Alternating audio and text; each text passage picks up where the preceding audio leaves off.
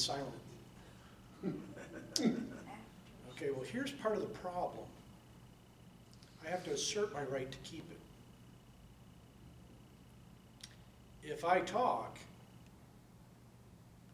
especially in a hearing like that, I have already given up my right. Remember, you can contract your rights away. In fact, we do it on our driver's licenses, we do it on our first 1040 form, we do it every day when we sign our name. Anytime you sign your name, you're contracting with someone for something. Every time you sign your name. So, if you don't assert your rights, you can lose your rights. I see it in courts all the time, such as somebody is in a court trial and they drag it on and on and on and on and on, and then after 2 years they go, well, I'm asserting my Sixth Amendment right for a speedy trial. Sorry, you've lost that already because you accepted us going on 2 years already. Now, you're not going to get any traction in a higher court. Why? Because you didn't care about your Sixth Amendment in the first week. Why are you caring about your Sixth Amendment in the second year? So in certain cases, if you don't assert your right, you lose it. The other thing is rights are like muscles. Let's say you've got full use of your legs, but you decide for one whole year, I'm gonna wheel around in a wheelchair. I'm not gonna use my legs for a whole year. What's gonna happen at the end of that year?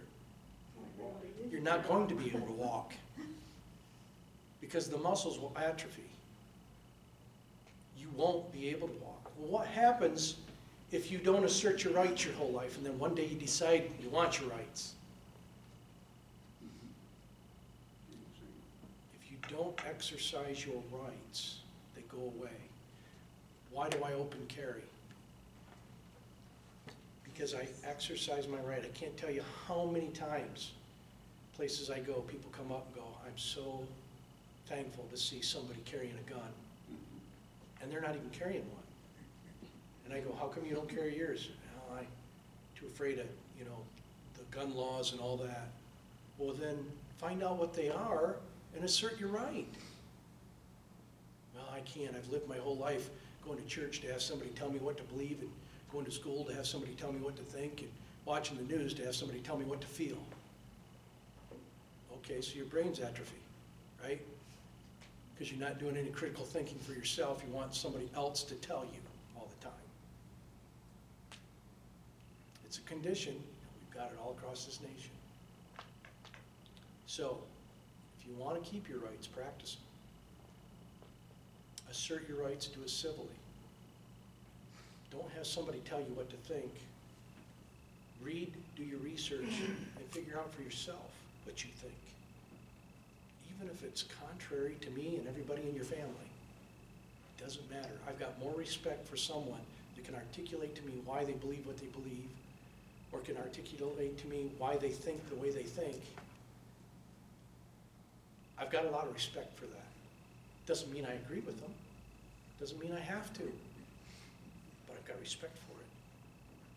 What I hate is when somebody tells me what they believe or think, but they can't tell me why, and when pressed for the issue, then they go for hurling insults at me that I'm a racist and a xenophobe and all this other stuff. Well, that just tells me right there that they're a brain-dead zombie. Why? Because they don't know why they believe what they believe. They have no clue why they think what they think. Because they've been so busy having somebody tell them what to think, what to feel, and what to believe. That's dependency. Liberty is dangerous. Get over it. Any other comments or questions? Go ahead. With his question, and you do, like you assert the right to think of. When I get pulled over, if I get pulled over and they start asking me questions, I always say, excuse me, officer, I'm going to assert my Fifth Amendment right to remain silent. Now, they'll always go, oh, okay, well, where are you coming from tonight? That's when I do that. I'm sorry, I don't answer questions. see, I asserted my right first.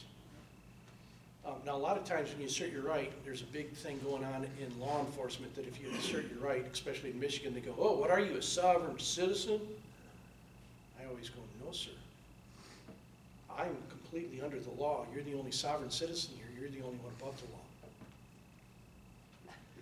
But I do it nice. It's not going to gain you any friends, but I do it nice.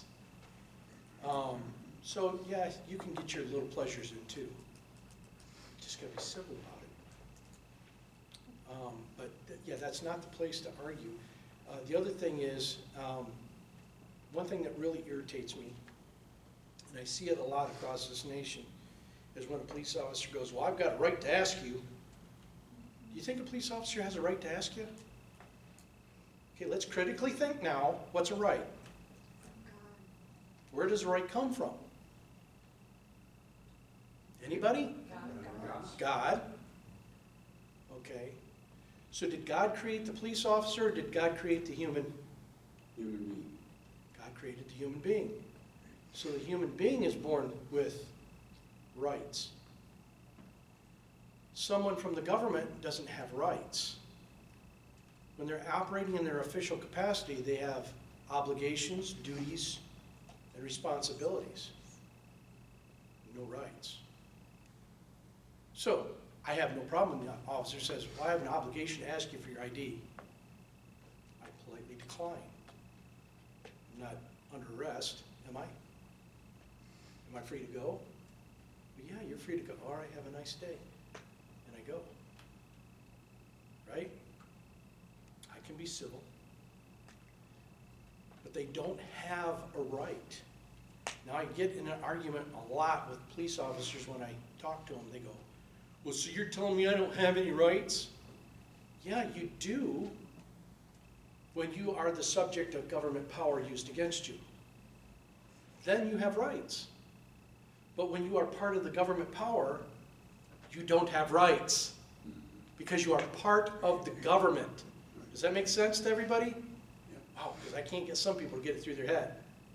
If the government's coming after me as a county commissioner, if the government's coming after me as a police officer, if the government's coming after me as anyone in the government, but they're coming after me personally, then I have rights.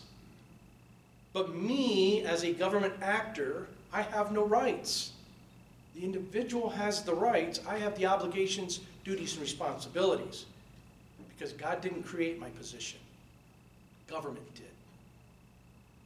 God created the human being who I'm exerting the power against. Does that make sense? I don't know why that's such a hard concept for a lot of people to get. Because it's got that brain apathy you talked about. That's exactly it.